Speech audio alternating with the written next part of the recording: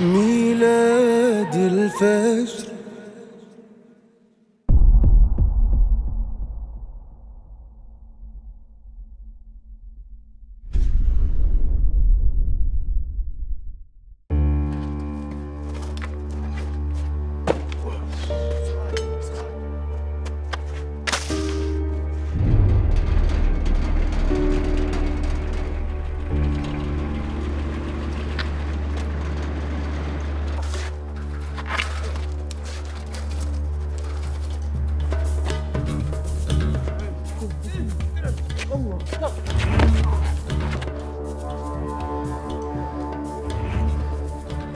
وين جهاد؟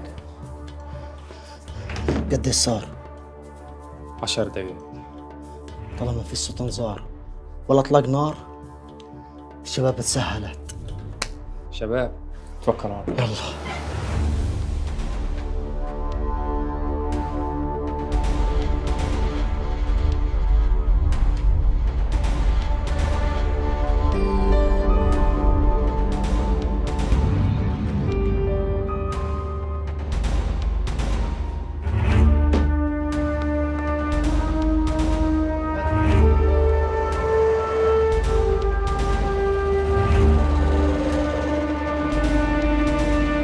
يلا يلا شباب بسرعة.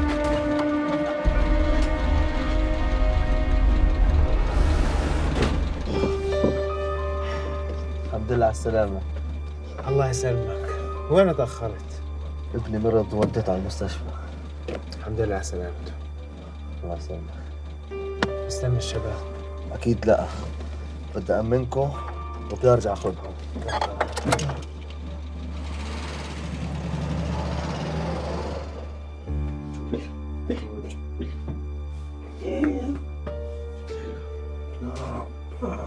شباب الحمد لله في السليم، كل شيء ماشي وفق الخطة. ساري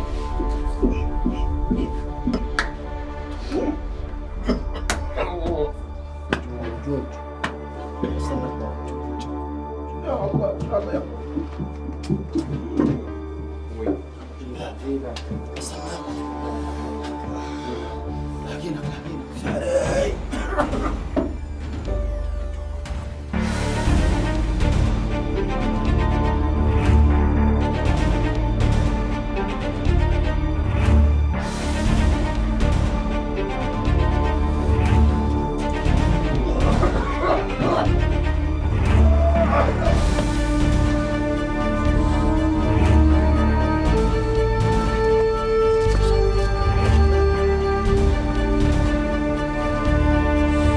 يلا شباب يلا بسرعة.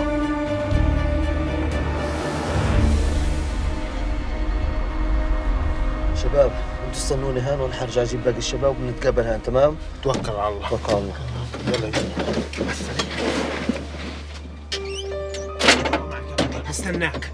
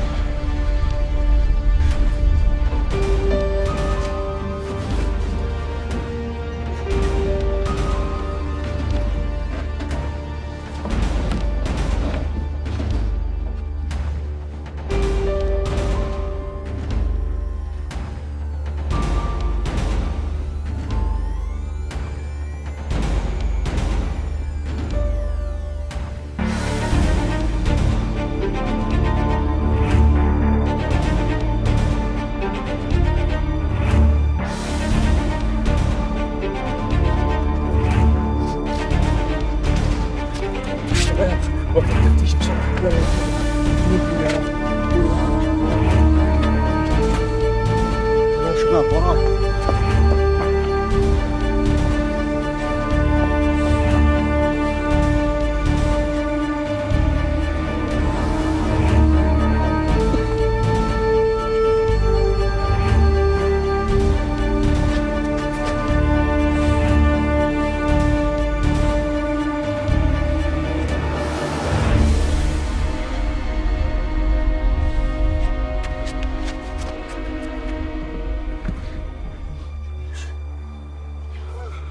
جد حيلك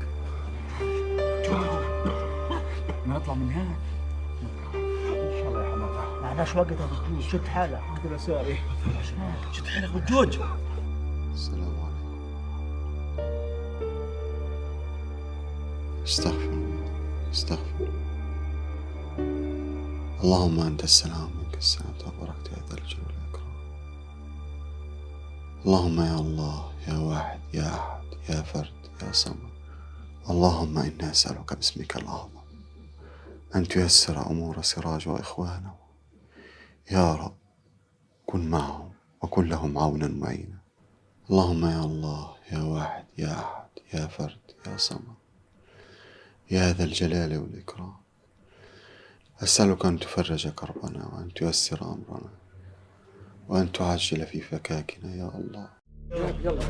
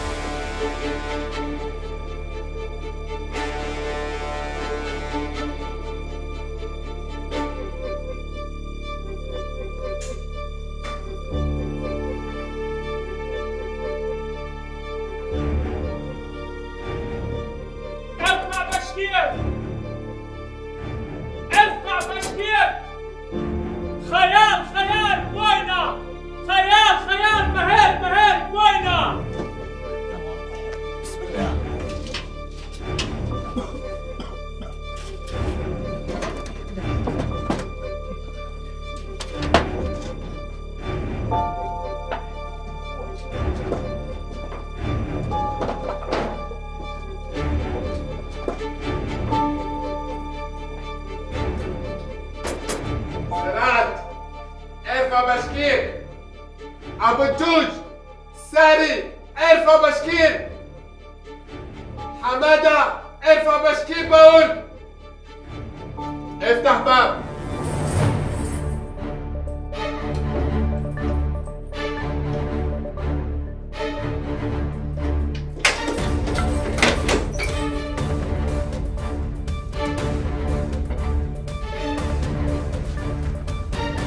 رحاب رحاب رحاب رحاب رحاب.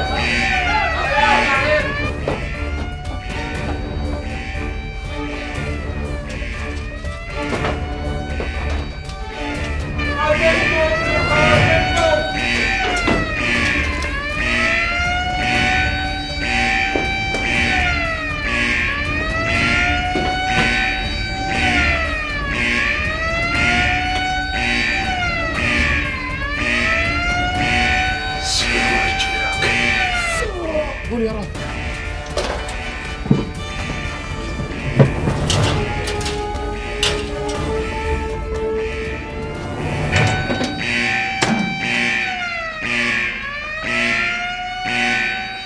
شوفي شو هذا؟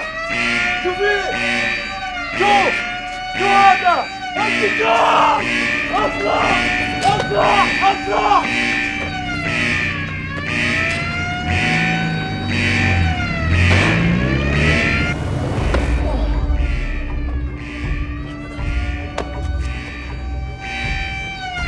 يلا قولوا للدوريات كلها تتحرك، ما يخلوا بيت ولا الشارع. داني يا ماما. طيب طيب يا سراج الكلب، انا بربيك. داني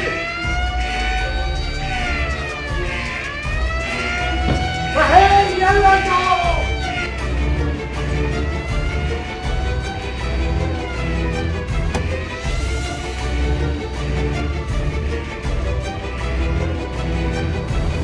الحمد لله على سلامتكم يا شباب، هاي تتحرك بسرعة.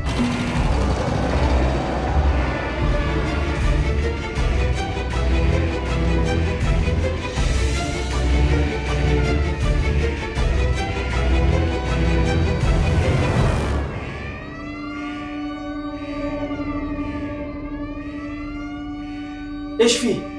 الدنيا مقلوبة برا. معقول يكون في تفتيش في هالوقت؟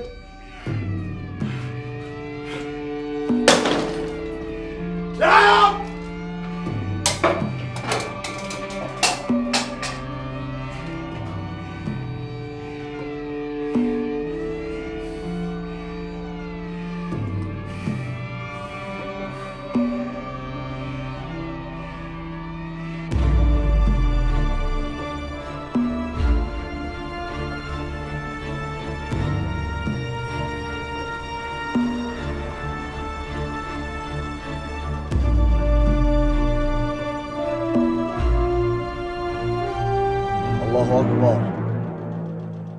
وين راحوا الشباب؟ أنت متأكد نزلتهم مان؟ يا زلمة أنا نزلتهم. الله أكبر، وين راحوا الشباب؟ شباب لازم نتحرك. كيف نسيبهم؟ اللي بيحكيه صح، ما ينفعش نضل واقفين هان.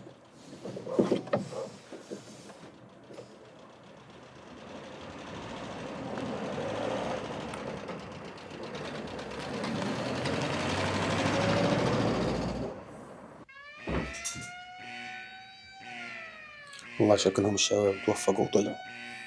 إن شاء الله الخطة تمام. الله يوفقكم يا يا رب.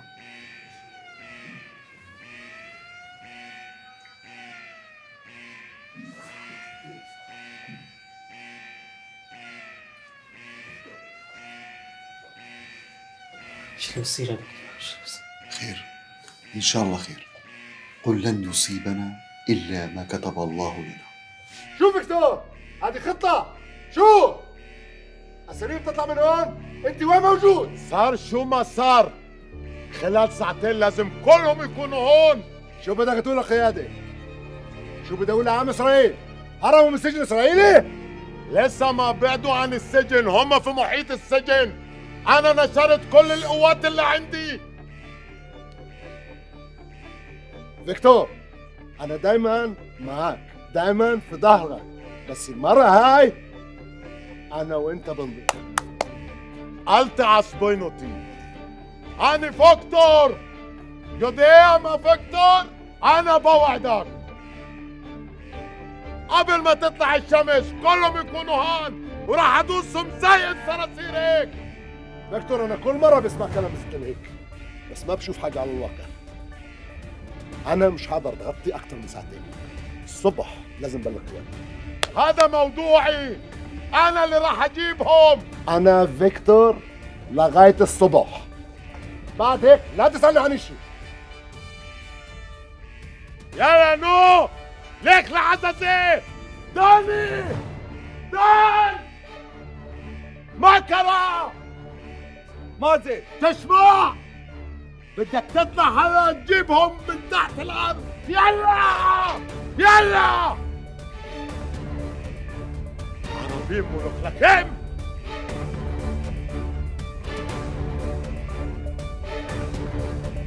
طيب يا كلاب.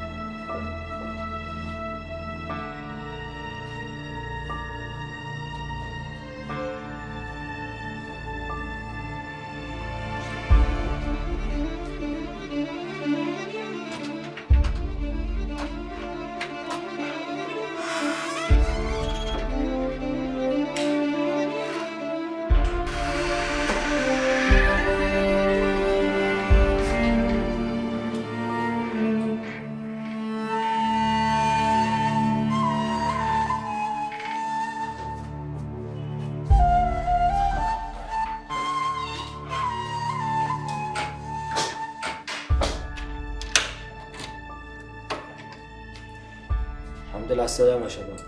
الله يسلمك. مش لعبة دوش كتير.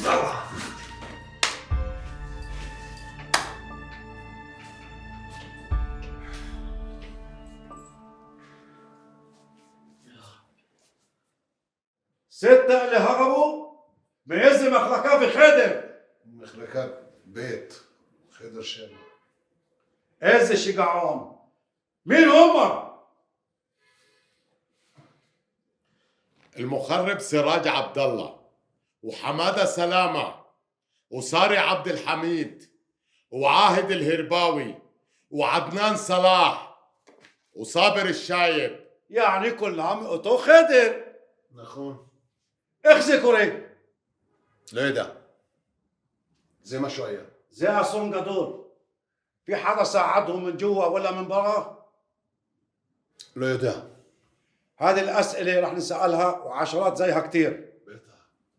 ايش راح اقول للحكومة؟ ايش راح اقول للإعلام؟ راح اشكل لجنة تحقيق وراح نعاقب كل المقصرين مهما كانت رتبهم العسكرية. בסדר. وما לעשות עכשיו, ויקטור? אנחנו בתוך יסר אחד. أنا بدي أعمل عملية تقييم لكل الحراسة اللي في السجن ونعاقب اللي تسببوا في هروبهم. شو يا سيد أفيكتور؟ وين الحراسات؟ ايفا بتحون؟ وين التفتيش؟ وين الإجراءات المتابعة؟ أنا لازم أجيبهم بأي ثمن. بدي إياهم قدامي بأسرع وقت عشان أسكت فيهم المعارضة والحكومة والمسؤولين. أنا بوعدك وهاي وعد مني، لازم أجيب لك إياهم أحياء أو أموات. نزلوا كلها محلكات للتحقيق ومحلكات بيت اللي فيها فارس عبد الحليم، هذا مسؤول بيعرف كل إشي. صحتين سراج، طول ما في عندي ناس نايمة ومغفلين. מה לעשות עכשיו, ויקטור? אני ואתה בסירה אחד. לא יודע מה לעשות. תגמור!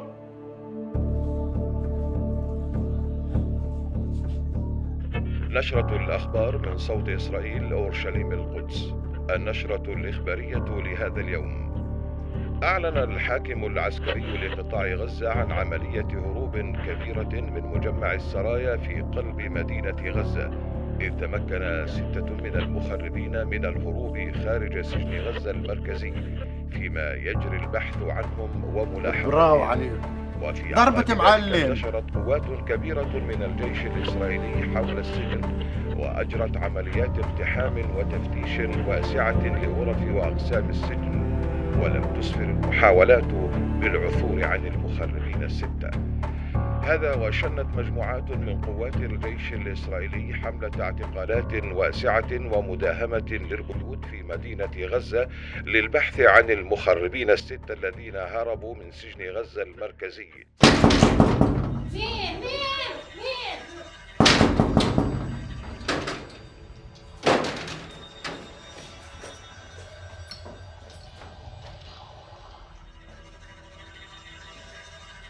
ايش في؟ مالكم سكت! وين سراج؟ سراج؟ عندكم سراج بالسجن. بقول لك وين سراج؟ وايش بعرفني انا وين سراج؟ انا اللي بعرف انه عندكم بالسجن. سراج هرب. هرب؟ يعني ما بتعرفي انه سراج هرب؟ وايش بعرفني؟ اذا بتواصل معاكو سراج خليه يسلم حاله ويحفظ نفسه. لا تكونوا قتلتوه جايين تداروا على جريمتكم. احنا ما قتلنا حدا، بس مسألة وقت وراح اقتله بايدي هاي. حوتسا ان شاء الله يقتلكم. حسبنا الله ونعم الوكيل فيكم.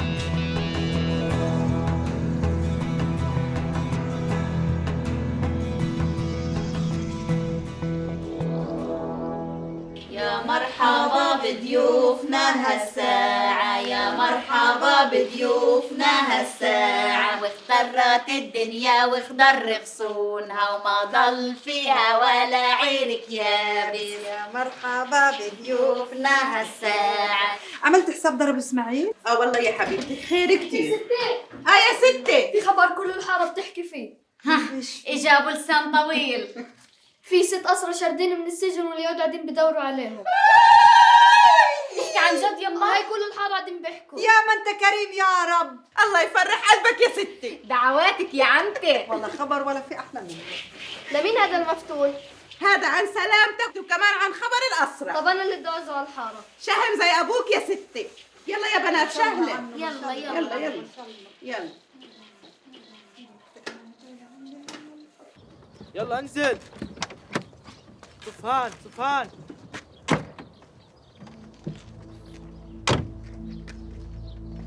خلص يلا، كل وجهه هيك، كل وجهه هيك.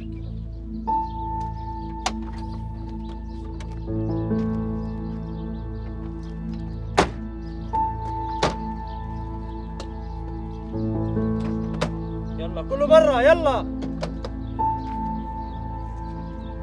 وجهك هيك، وجهك هيك.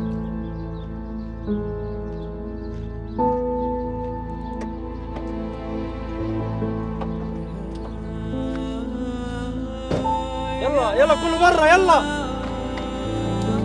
يلا حجة يلا شد حالك. كالسي. كل وجهه هيك، كل وجهه هيك.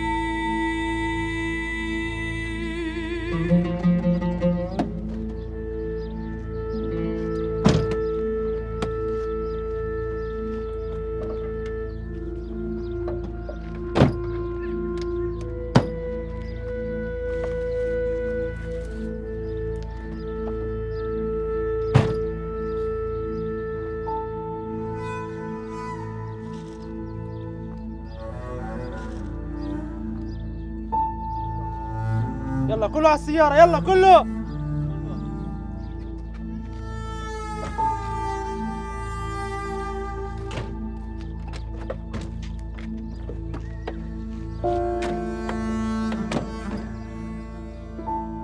انت اكيد مبسوط كتير بعملية الهروب، واكيد بتعرف الستة وين هربوا. سمعت زي كل اللي سمعوا. انا سؤالي واضح، معك علم بالهروب؟ اللي هربوا من قسم غير القسم اللي معي، وحتى لو كانوا من نفس القسم أنا شو بعرف؟ بس أنت مسؤولهم، وأكيد أعطيتهم الضوء الأخضر. إحنا موجودين تحت عينيكم 24 ساعة، وعلى فرض إنه كلامك صحيح، كان مسكتوهم أو منعتوهم من الهرب. هم في البلد ولا برا البلد؟ هذا اللي راح تثبته الأيام اللي جاي، أو لما تمسكوهم ابقوا اسألوهم. احنا بنعرف كل شيء، وبنعرف قديش العقوبة لو ثبت انه انت إلك ضلع بهروبهم. خيال يلا.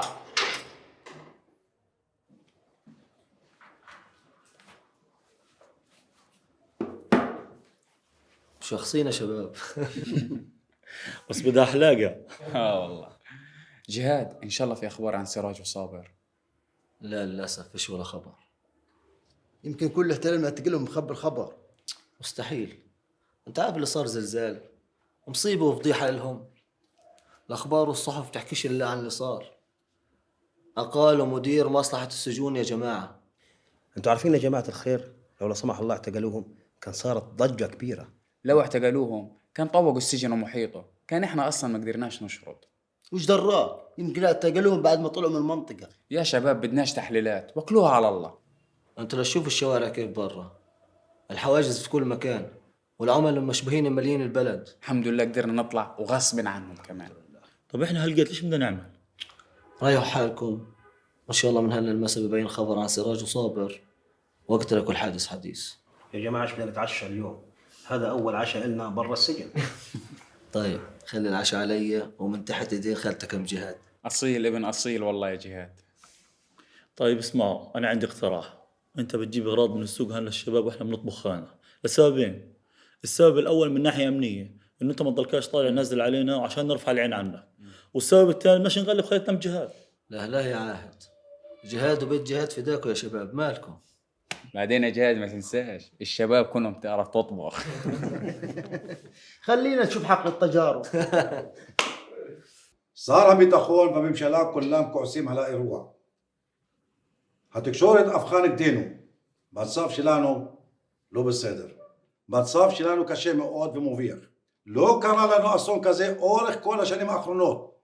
الكنيسة عقدت جلسة لمساءلة الحكومة عن سياسات أمن السجون، فلخين علينا جميعا إيجاد حل لهاي المشكلة قبل الهاربين ما يهربوا خارج البلاد أو يرتكبوا جرائم. سيدي، أولادهم، أصحابهم، عائلاتهم، الشارع اللي ما فيه كله تحت المراقبة. شو مطلوب أكثر من هيك؟ وإحنا وزعنا صورهم على جنودنا وعلى المحاسيم والمراكز وعلى عملائنا في المنطقة كلها. أنا الليلة ما نمت وأنا بفكر في الموضوع. وأنا كمان زيك ما نمت، وإحنا بنبحث عنهم في كل مكان، بس المسألة مسألة وقت وراح يكونوا هون عندك. الوقت مش في صالحنا وما فيش وقت للوقت نفسه. إحنا عملنا انتشار مكثف للجيش وما خلينا منطقة إلا دورنا فيها. قطاع غزة مساحته قديش؟ ما فيش بال وديان يتخبوا فيها. شو قصدك من ورا الحكي حي؟ شو بتقصد؟ بقصد انه اول ما هربوا كنتوا بتقدروا تمسكوهم. ايه كان يا حبيبي انت قدرت تمسك الشبح اللي عندك، بس انتوا هيك الشرقيين اغبياء راح تموتوا وتعيشوا اغبياء. ما تأمر فيكتور. ساكت يلا نو. حبيب فيكتور شو يا سادة نسمح لهم يتحركوا ويتنكروا واحنا نحمل اخطاء بعضنا البعض؟ بدي تنتهي هاي المشكلة بأسرع وقت. قدامكم كل الصلاحيات للوصول لهم ومنها إعلان حالة الطوارئ القصوى في الجيش والأجهزة الأمنية، مو فهم؟ طمني يا مصعب، الشباب اللي راح تتدرب السلاح جاهزين؟ زي ما بدك وزيادة يا أخوي، بس هم بيستنوا المكان والزمان. شوف يا مصعب، الشباب هدول أمانة في رقابنا، والمكان اللي راح يتدربوا فيه لازم يكون مأمن كتير. تكلكش، المكان ممتاز كتير. صحيح هو على الأطراف وبعيد شوي، بس عشان ناخد راحتنا وبعيد عن عيون المشبوهين. على بركة الله. يبقى بلغ الشباب كلهم إنه بكرة في اجتماع. اعتبره صار أخوي. 7 يا مصعب، 7. لحظة. الحمد لله على سلامتك. الحمد لله نجحت العملية وهذا إنجاز كبير. بدي ما تقصروا في الشباب وأي إشي ينقص عليهم عنا. من غير ما توصي يا شيخ، بس والله سراج وصابر شغلين بالي. من أول ما نقلتهم أقرب نقطة ورجعت أجيب باقي الشباب، رجعت لقيت كأنه الأرض انشقت وبلعتهم. سراج معارفه كتيرة، بدبر حاله تقلقش عليه. إن شاء الله. جهاد، بدي إياك تدير بالك على حالك منيح وكون تحركاتك بحذر شديد. حياتك بتهمنا كتير. ولا يهمك. طيب يا شيخ، أنا بدي أستأذن، بديش أتأخر على الشباب. سلم لي عليهم كتير. ولا يهمك يصعد. اهلا وسهلا. اهلا وسهلا. أهلا وسهلا. الله يسلمك. سلامات. شو اخباركم؟ طمنوني عنكم. والله الحمد لله. اطمن، كل شيء زي ما بدك وزيادة. الحمد لله. حبيت أميل أسلم عليكم قبل ما أرجع على غزة. وشو المناسبة؟ خلصت دراستي الحمد لله. والله ألف مبروك، ومنها للأعلى إن شاء الله. الله يبارك فيك. خلوا بالكم يا شباب، الوضع الفترة الجاية ممكن يتعقد ويصير أصعب، وزي ما أنتم شايفين ممكن المنع من التصاريح ومن المرور في أي وقت. ما في إشي بعيد عن الله، واللي جمعنا اليوم بيجمعنا بكرة وبعده، وإن شاء الله نجتمع والبلد محررة. ويا سيدي إذا ربنا ما جمعنا بالدنيا، ربنا إن شاء الله بيجمعنا بالجنة. إن شاء الله. ربنا كريم. إن شاء الله. أخويا هادي، بدي إياك توصل رسالة للشباب في غزة، ما يشيلوا إيديهم عن الزناد. لا قول لي ايش الدعوة في منطقتكم؟ الدنيا مقلوبة قلابة. والله حواجز وتفتيش وبهدله. مش عندكم بس، عندنا كمان حواجز وتفتيش ومقلوب الدنيا قلابة. هذا كليته بعد ما شردوا الشباب من السجن، الله يحميهم. الحمد لله على سلامتكم. الله يسلمك. هو فيش حد من الشباب اللي شردوا عندكم من المنطقة عندكم؟ لا، في ابن جيراننا. ابن جيرانكم؟ ما جاش زار أهله حاجة، أجل أخواته أجل أهله؟ لا والله ما في أخبار بالمرة. مرة؟ طيب هاي بضاعتك 1 2 3 4 5 6. توكل على الله. لا. الله يسهل عليك.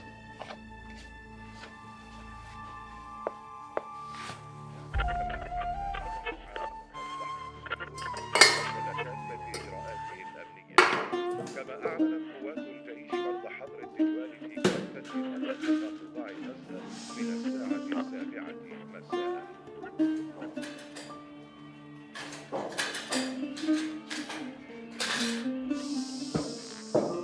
الله ايوه هيك.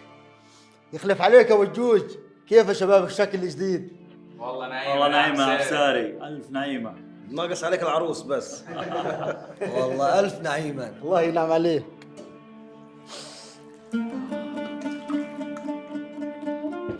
هات اليخنية والحقني في المعالق. ماشي. يلا شباب بسم الله. جهاد، ايش الاخبار برا؟ يا رجل لو ما الراديو علينا، لكن لا بنعرف حاجه عن العالم الخارجي. الأخبار برا وضع صعب، حواجز وجيش وتفتيش، شي مقرف. مش بالنسبة لأهلينا. لا الحمد لله، بس شوي بضغط عليهم أساس يعرفوا مكانكم. لا حول ولا قوة إلا بالله. لعنة الله عليهم ولاد الحرام. شباب شمي ريحة المفتول، قولوا بسم الله. يلا بسم الله. المهم زبطت الدقة والفلفل ولو هذا شي بنتسى. أبو الجوج هذا الدواء تبعك تفضل. الله يخلف عليك يا أخوي جهاد. ابو الجوج من لما شرد من السجن صحته زي الحصان. يلا بسم الله يا شباب، يلا بسم الله.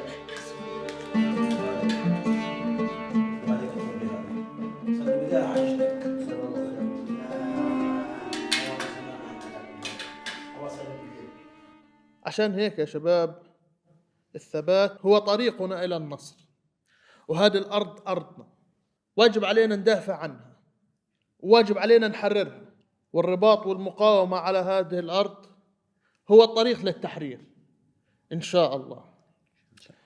بهيك بنكون انتهينا اليوم من الدرس. أسامة وقاسم خليكم بدي إياكم، والباقي بإمكانه يتفضل.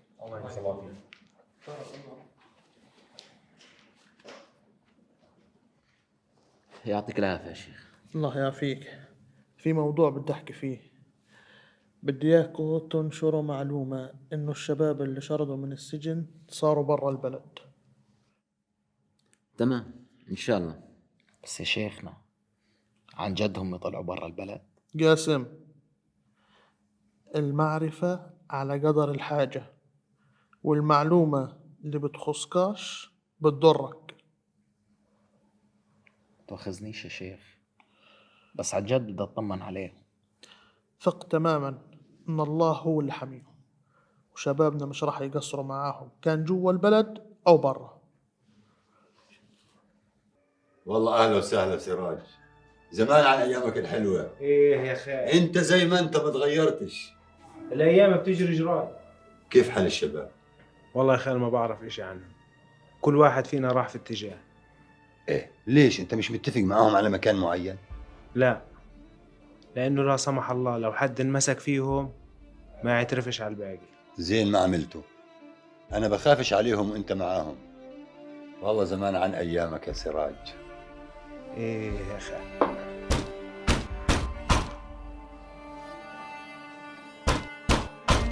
مين اللي بخبط علي في نص الليل؟ أنت مستني حد؟ لا.